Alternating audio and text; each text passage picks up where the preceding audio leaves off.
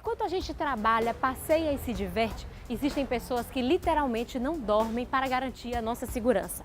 E o delegado de polícia é uma delas. Mas como será que é o trabalho de um delegado? Será que é tão cheio de ação e glamour como a gente está acostumado a ver nos filmes? Essas e outras perguntas vão ser respondidas neste Ocupados. Vem comigo que o programa hoje é nas delegacias.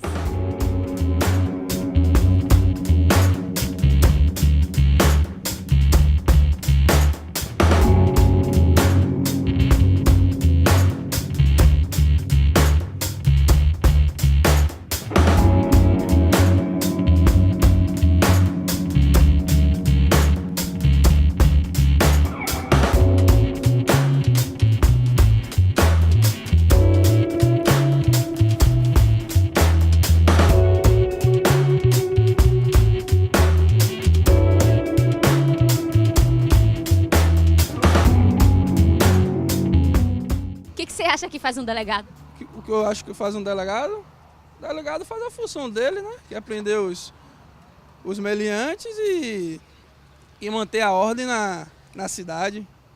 Bom, eu trabalho já há 16 anos, sou da turma de 2001. Vai fazer 17 anos. 17 anos, né? Foi escolha? Sim, foi escolha, claro. Eu acredito que a polícia, ela seja necessariamente vocacional. As pessoas gostam, né? Desde pequeno tem aquele sonho de ser super-herói, de fazer o melhor para o mundo, de construir um mundo diferente e novo, e consegue realizar esse tipo de sonho na polícia. Quais são as principais barreiras que a senhora encontra no seu dia a dia como delegada? Nós temos algumas dificuldades, né? O serviço público, não necessariamente, a gente tem todas as ferramentas sempre à nossa disposição no momento que a gente quer. Mas a gente consegue, no dia a dia, o funcionário público, de uma maneira geral, não digo nem só o policial, mas o funcionário público de uma maneira geral, ele tem uma abnegação muito grande.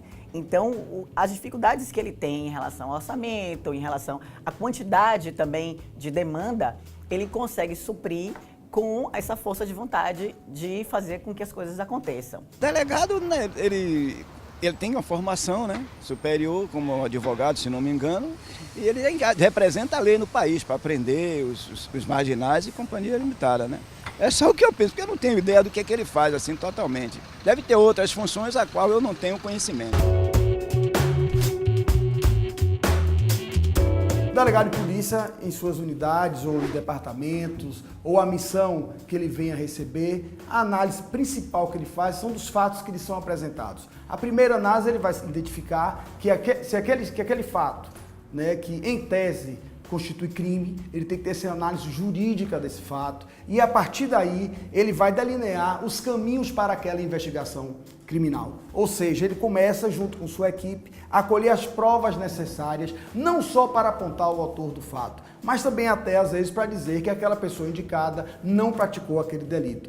É uma atividade complexa, né? Exige, como eu disse, muito conhecimento técnico jurídico, porque nós vamos trabalhar diretamente com o Poder Judiciário, primordialmente, também com o Ministério Público, que são outros profissionais da área do direito. Então nós temos várias medidas durante o processo de investigação, a depender do caso concreto da investigação criminal. Você tem medidas de prisão, você tem medidas de interceptação telefônica, você tem quebra de sigilo bancário, telefônico, telemático e tantas outras medidas que a gente pode adotar a depender do crime que nós estamos investigando. As nossas operações em campo, como nós costumamos dizer, é uma operação mais cirúrgica, né? E isso aí que nos diferencia da atividade dos outros órgãos que compõem o sistema de segurança pública. Nossa atividade não é de prevenção, nossa atividade é uma repressão qualificada. Então nós costumamos falar internamente que nós agimos no combate à criminalidade de forma cirúrgica. Então quando a Polícia Civil está na rua com as suas equipes, há uma finalidade específica para determinada investigação policial. A Polícia Civil, resumidamente, ela não fica fazendo rondas na rua, não é o papel dela, esse papel é da Polícia Militar. A Polícia Civil, ela organiza investigações criminais e quando ela se desloca de forma identificada, porque o correto é não trabalharmos sem identificação, quando nós deslocamos com essas equipes em qualquer área, é porque nós estamos tentando ou fazer cumprimento de mandado de prisão, mandado de busca, ou nós estamos tendo outra finalidade relacionada à investigação criminal. Juridicamente nós temos dois horários, né, que é a parte que nós chamamos internamente de horário administrativo ou no plantão. Horário administrativo é horário normal, né, de 8 às 12, das 14 às 18 horas. E o horário plantonista ele vai trabalhar 24 horas e vai folgar 72. E depois ele retorna de novo para o próximo plantão. Lógico que a atividade do delegado de polícia, o crime não tem tempo, né? Você não sabe quando ele vai acontecer. Então nós procuramos estar a todo momento com as unidades policiais funcionando para receber essas demandas. Lógico que as equipes, devido à escassez de pessoal também, nós trabalhamos às vezes com equipes que além de trabalhar no horário administrativo, também trabalham no horário noturno, porque a depender da gravidade, da complexidade, do fato delituoso, do crime que nós estamos investigando, há necessidade de você ficar às vezes dias, semanas e meses, né, com a equipe inteira voltada exclusivamente para o acompanhamento daquela atividade criminosa. Então, nós temos esse horário porque nós temos que ter um patamar jurídico, evidentemente, para ter balizas para o funcionamento da Polícia Civil, enquanto órgão do Estado. Mas, com absoluta certeza, os delegados de polícia extrapolam esse horário de trabalho devido a essas demandas que são inúmeras e que, por necessidade até do próprio êxito da investigação criminal, nós precisamos passar desse horário de trabalho. Isso é uma constante em nossa atividade. O delegado de polícia, ele resolve o problema, né, das pessoas, né? Acontecer roubo, essas coisas, né? Ele tem que estar na frente. Faz justiça. Nesses 17 anos que o senhor tem de delegado, muita coisa mudou de lá para cá, tanto por parte do Estado quanto por parte da sociedade? Como é que o senhor faz essa comparação? Não, em relação à sociedade, eu acho que continua a mesma cobrança da sociedade, que é uma coisa que eu acho que não vai mudar enquanto não tiver uma mudança na legislação. Sim. E em relação à polícia, na minha opinião, só teve ganhos, teve melhoras. Os ambientes de trabalho, as condições das viaturas, os armamentos, os equipamentos de proteção individual, que são os EPIs, também sempre tiveram a todo tempo uma melhora. A gente está tendo novos equipamentos, como a tecnologia tem melhorado e tem nos ajudado. Então eu não vejo como dizer que não melhorou, porque quando eu entrei mesmo na minha primeira cidade eu não tinha nada na tomada ligado. Não tinha computador, não tinha ventilador, não tinha ar-condicionado, não tinha televisão, não tinha fogão, não tinha nada. Era só o fax, e era máquina. Então era uma coisa bem rudimentar, mas era o que tinha na época, em 2001.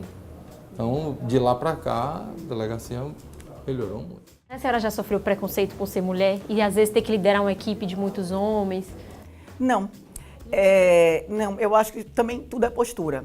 Sim. A postura com que você se posiciona diante da sua carreira, diante dos seus desafios. Então, eu sempre mantive a minha postura bem firme no que eu realmente queria e no que eu vim fazer aqui, né? Eu acho que a competência no bom desenvolver do seu trabalho, ela depende de uma série de fatores. E um deles é exatamente a maneira com que você se posiciona. Então, eu nunca tive problema com ninguém em relação ao gênero na minha profissão. E a senhora, como delegada titular, a senhora vai para a rua também ou fica somente na investigação, no atendimento das pessoas? Bom, como eu falei, em relação à vocação, né, eu sempre tive vontade de exercer a profissão policial, sempre me vi como delegada, então eu realmente gosto de estar à frente da minha equipe. Eu acho que essa divisão entre escrivão, delegado e investigador é uma divisão administrativa de funções específicas na delegacia. Mas o delegado ele tem essa função também de presidir o inquérito e, portanto, coordenar as operações. Então eu gosto sempre de ir para a operação, sim. Uma barreira é a falta de estrutura, é a falta de um planejamento específico do Estado, não só da Bahia. Eu acompanho todas as entidades nacionais, que a ADPEB faz parte, a nossa entidade de classe das entidades nacionais. Nós percebemos um descaso na política de Estado como um todo, né, no investimento nessas polícias de investigação criminal. E está aí o resultado desses números alarmantes de violência em todo o Brasil, não só no nosso estado, mas em todo o Brasil. Então a classe política ainda não acordou numa discussão profunda sobre a necessidade de se investir, né, de forma precisa na questão da investigação, em qualificar cada vez mais esse órgão, dar estrutura a esse órgão, justamente para servir melhor a comunidade. Há uma deficiência muito grande de pessoal e também de toda a estrutura física dessas unidades. Então, essas demandas não são atendidas a contentos para os servidores públicos da Polícia Civil como modo geral. Estamos até que esse ano de eleição venha o próximo candidato e discuta isso profundamente para toda a sociedade. Uma polícia civil, seja Polícia Federal, forte, ela é essencial para o funcionamento da democracia. Vídeo que nós estamos acompanhando com a questão da Lava Jato em todo o país. Então nós vamos ter polícias civis fortes, justamente para defender o cidadão e o próprio Estado democrático de direito. A gente não sabe muito bem o que um policial, um delegado faz, né? Principalmente nos dias de hoje, tanta corrupção que até dentro da própria polícia tem, a gente não confia mais em ninguém. Essa questão da estereotipização da polícia, né? Você tem estereótipos do policial corrupto, o policial arbitrário, o policial violento, racista. Tem vários estereótipos em torno da polícia de uma forma geral. Isso lhe afeta, lhe desgasta um pouquinho, lhe deixa um pouco desanimada? Bastante. Eu acredito que isso aí já esteja. Eu vejo uma tendência, né, de diminuição muito grande disso, mas eu ainda ouço. Você está fazendo o que na polícia? Né? Por que você não vai fazer outro concurso para outra coisa? Mas você é tão... O que mais me irrita é quando a pessoa fala assim, mas você é tão inteligente, tão culta, tão preparada e ainda está na polícia. Claro, o lugar de polícia é um lugar de pessoas inteligentes, cultas e preparadas. As pessoas que devem estar nesses cargos, sobretudo de delegado, de comandantes, elas têm que estar preparadas para tudo, elas têm que ter um conhecimento geral muito grande, porque nós lidamos com situações das mais diversas. Então, no nosso dia a dia, a gente tem que saber sobre medicina legal, a gente tem que saber sobre economia, sobre administração, sobre contabilidade, sobre tudo de uma maneira geral, para poder trabalhar cada vez melhor, né? A gente está sempre antenado, sempre em mudanças de leis, então isso ainda me afeta bastante. Eu não gosto de ouvir esse tipo de estereótipo. Vejo que a maioria das pessoas já tem mudado, né? Isso aí vem talvez de um discurso, né, que era para desmistificar o Estado, mas a maioria das pessoas tem mudado com isso e tem sido cada vez mais abraçadas pela polícia. Nós temos um pouco mais de 1.000 delegados hoje no estado da Bahia. É um número ainda insuficiente, né, para o nosso estado. Recentemente foi aberto um novo concurso. Eu estou até aguardando esse resultado desse concurso. Estamos todos, né, ansiosos para saber desses novos colegas, quando é que vão tomar posse. Mas há uma deficiência muito grande de recursos humanos. Isso dificulta o trabalho da polícia judiciária, que é a polícia que faz a investigação criminal. Porque são muitos atos praticados para que um delito seja devidamente, né, seguindo a ordem constitucional, ele seja devidamente investigado e chegar à autoria desse fato. Hoje, inicialmente, o delegado está ganhando cerca de R$ 11.400 inicialmente. Ele pode, assim que ele tomar posse, se ele tiver titulação, tem um acréscimo financeiro, depende da titulação que ele tenha, o valor varia. Se ele for substituir cidades, também varia, e se ele for plantonista também, haverá um acréscimo pelo trabalho realizado no plantão. E se ele também for titular, assumir algum cargo, né, na gestão da Polícia Civil, também ele tem um acréscimo patrimonial. Então esses valores variam um pouco. O delegado inicia na classe 3, depois ele vai sendo promovido para a classe 2, depois para a primeira classe, até o fim da carreira, que é a classe especial. Primeiro, para ser delegado de polícia, precisa ter a vocação, o espírito público muito impregnado, né, na sua psique, digamos assim, para que ele venha já com esse afã de servir à comunidade. Então precisa ter, além da questão técnica toda que envolve o cargo de delegado de polícia, precisa ser formado em direito, precisa enfrentar o concurso público, que é um concurso difícil, hoje não só na Bahia, mas nacionalmente. Né, a concorrência é muito grande, mas precisa ter esse espírito público, precisa ter espírito de liderança, porque nós vamos chefiar, além da análise técnico-jurídica de todos os fatos que nos são apresentados, nós precisamos também liderar equipes. E essas equipes, elas têm vários profissionais, os investigadores, os escrivães, peritos. Então nós coordenamos todo esse trabalho para que a investigação, afinal, tenha um resultado positivo. Doutor Marcelo, o senhor tem alguma dica para quem está pensando em ser delegado hoje, quem está querendo começar a estudar para concurso?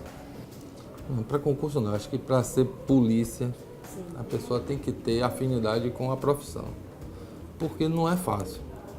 Não é que seja... A polícia tem os entraves, tem os locais de trabalho, a gente tem que estar preparado para atender mesmo as pessoas. Não adianta querer vir para aqui ser policial com horário de banco. não dá. É como eu digo, o ladrão não tem horário para roubar, o ladrão não espera, o ladrão não tem respeito pela vítima. Então a gente tem que estar preparado. Então a pessoa que tem interesse de vir ser delegado, investigador, escrivão, tanto da Polícia Civil, Polícia Federal, Polícia Militar, tem que ter aquele espírito de querer servir, proteger e servir, é o nosso lema. Obrigada, doutor Marcelo, por ter nos concedido essa entrevista. E você aí de casa pode conhecer hoje um pouco mais sobre a profissão de delegado. A gente fica por aqui e até o próximo programa.